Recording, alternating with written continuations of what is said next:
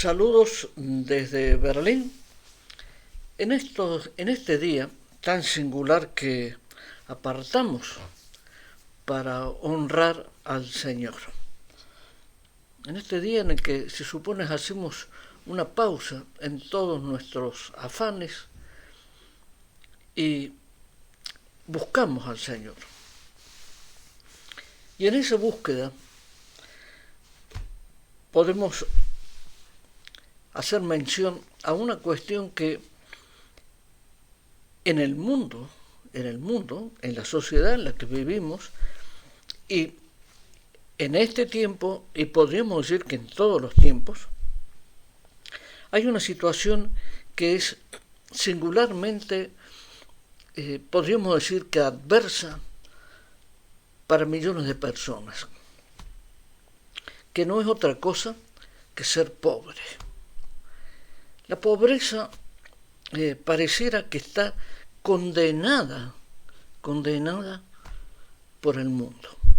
Por eso se exalta al hombre y por eso se exalta el dinero, porque en esa exaltación del hombre con el dinero es cuando la sociedad lleva a su máxima expresión los logros humanos, sin entender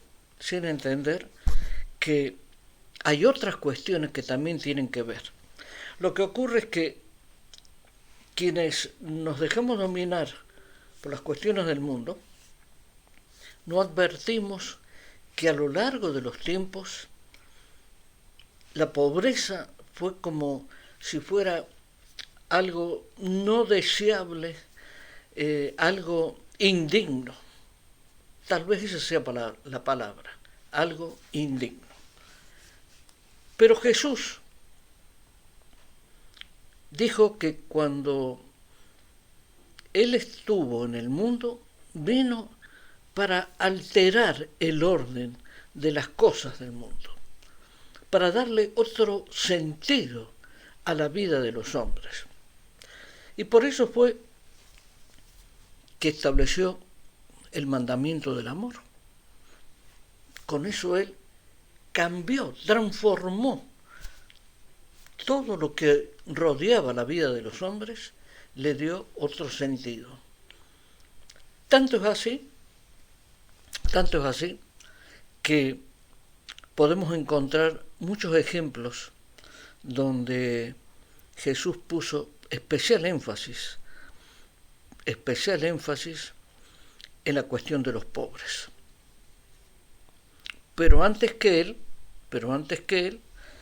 por ejemplo, en el libro de Proverbios, podemos leer en el capítulo 24, versículo 21, lo que nos dice el sabio.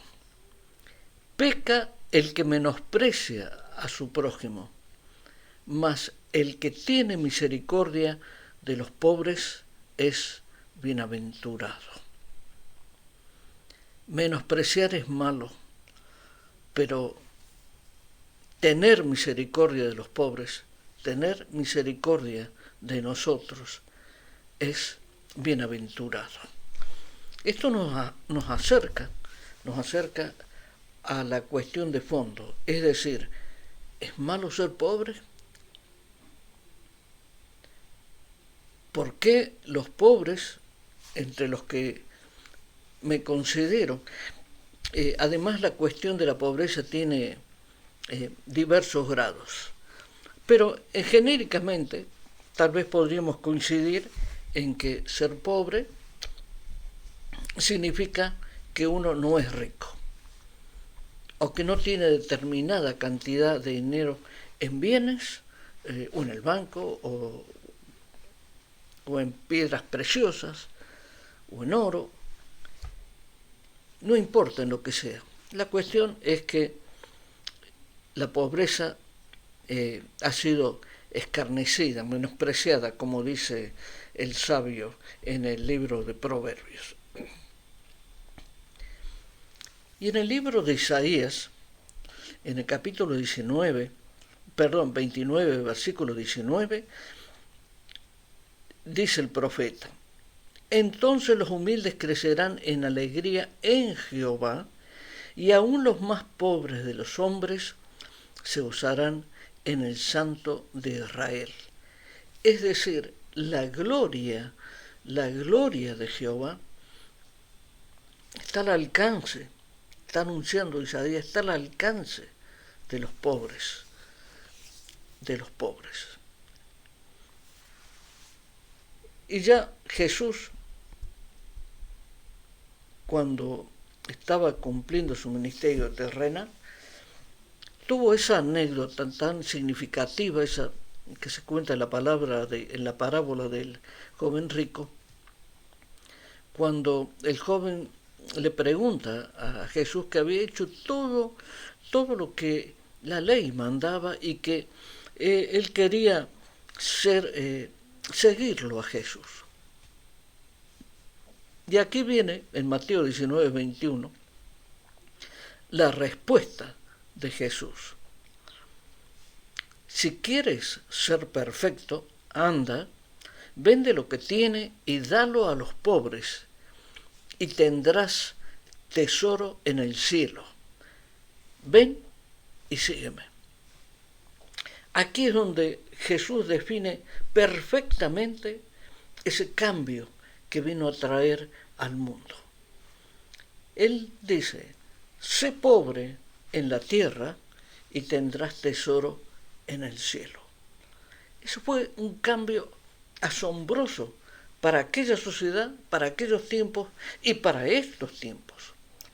Porque si alguien dice, vende todo lo que tienes, o sea, no te quedes con nada, ponte en el mismo nivel en el que se considera a los pobres, y en ese momento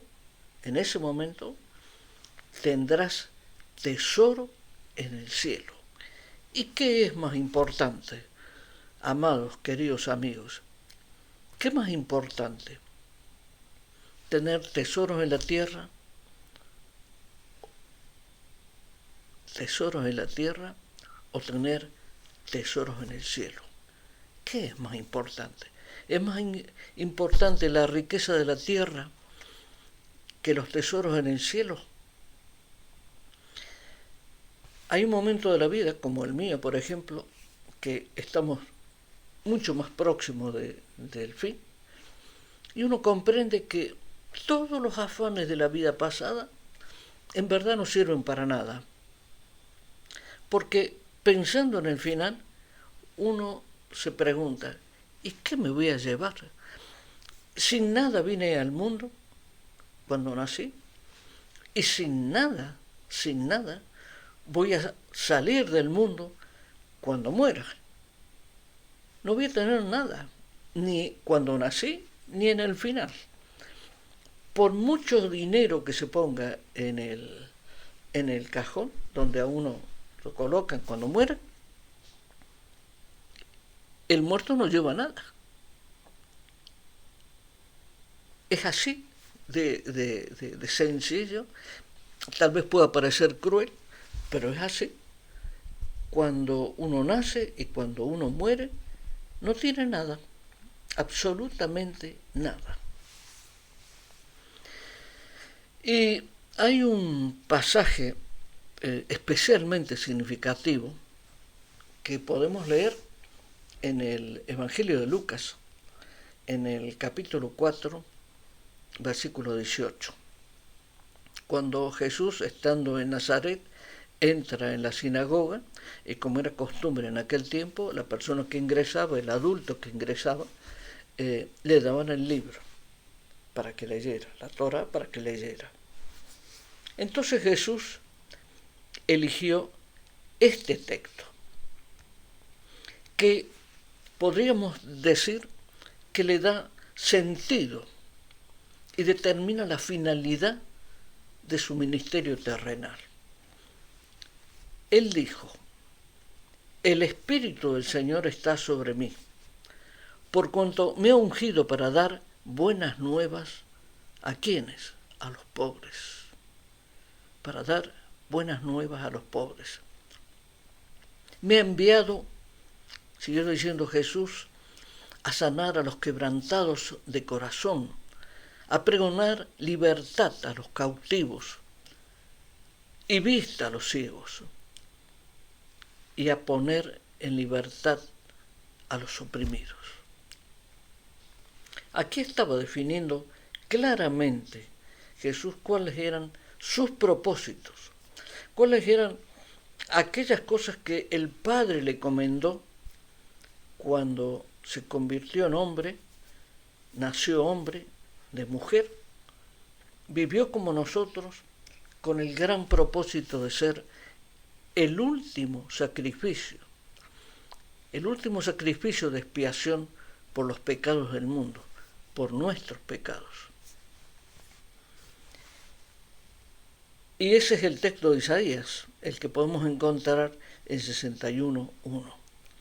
Dar nuevas a los pobres, sanar a los quebrantados de corazón, dar libertad a los cautivos, vista a los ciegos, libertad a los oprimidos. Para eso vino Jesús. No vino para hacernos ricos, no vino para darnos la riqueza que se puede contar y poner en un banco, o se puede contar como los bienes materiales. Vino a otra cosa, a darle sentido a nuestra vida, a poner amor y a darle valor al amor que tenemos los hombres en el corazón, claro.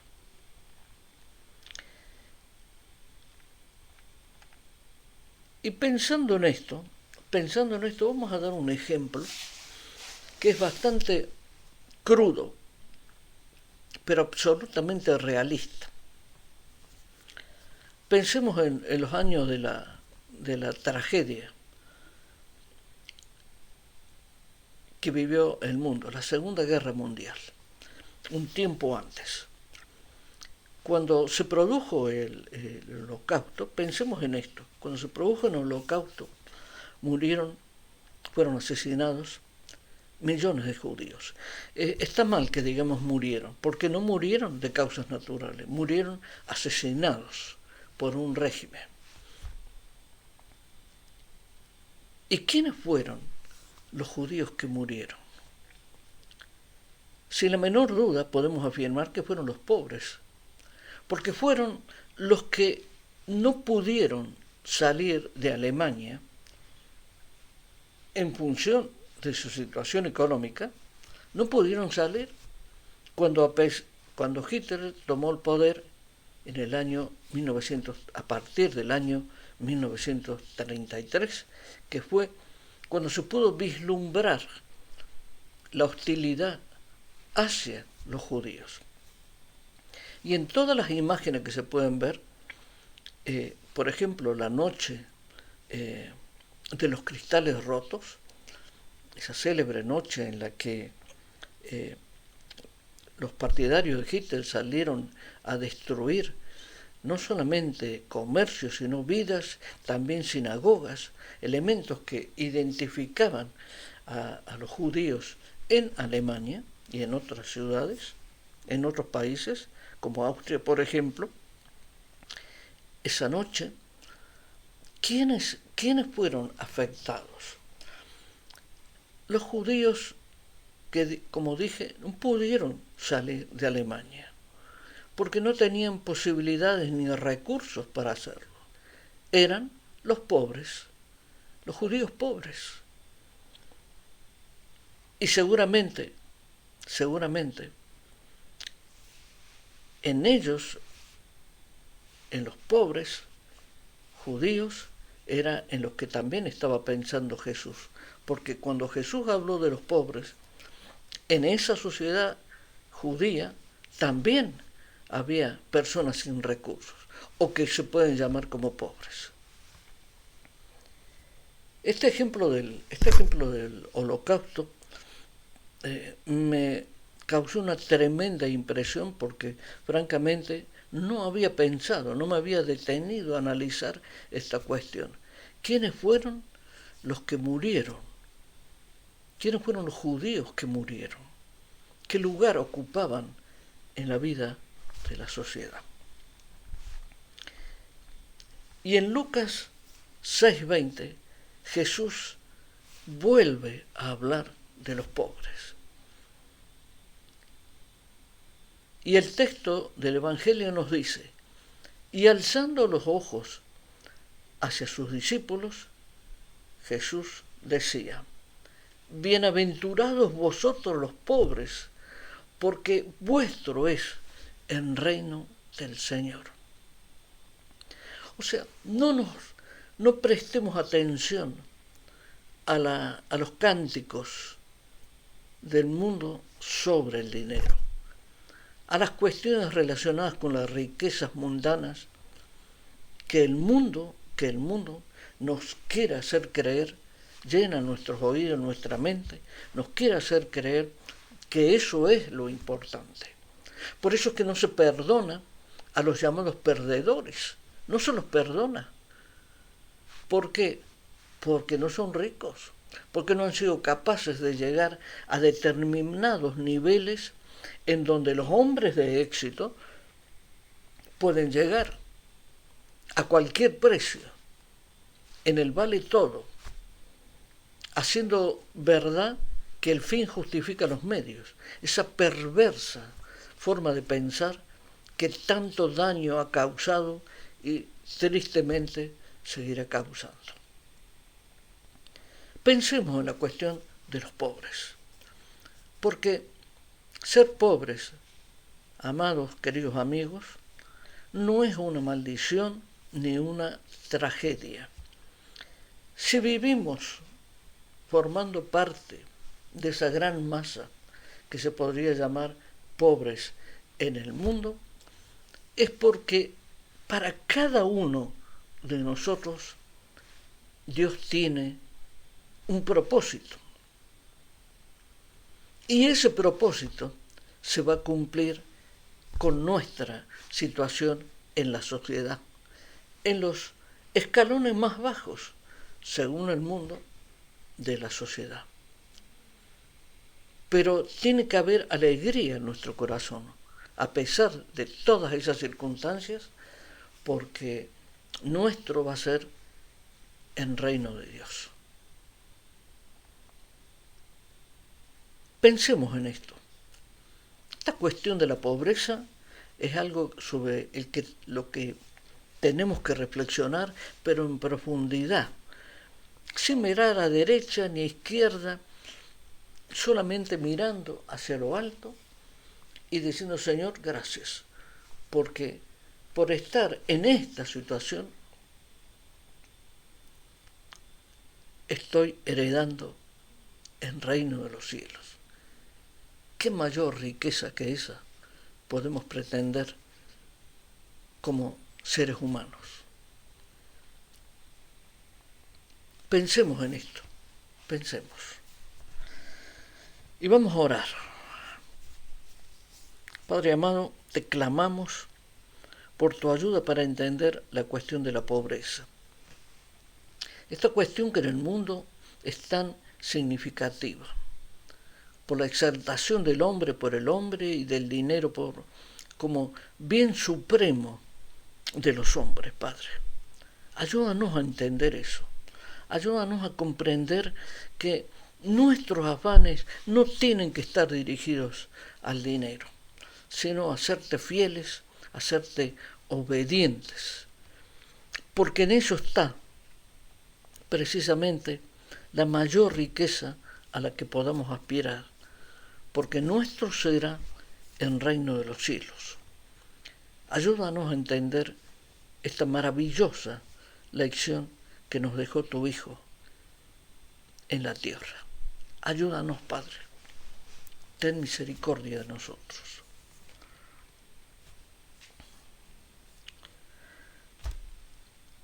Muchas gracias, hermanos, queridos amigos. Los bendecimos en el nombre de Jesús, para que esa bendición, el poder de Dios, esté sobre la vida de cada uno de ustedes, la vida de sus amados, de sus familias, la vida de las personas que viven en el país donde cada uno de ustedes Dios lo ha puesto.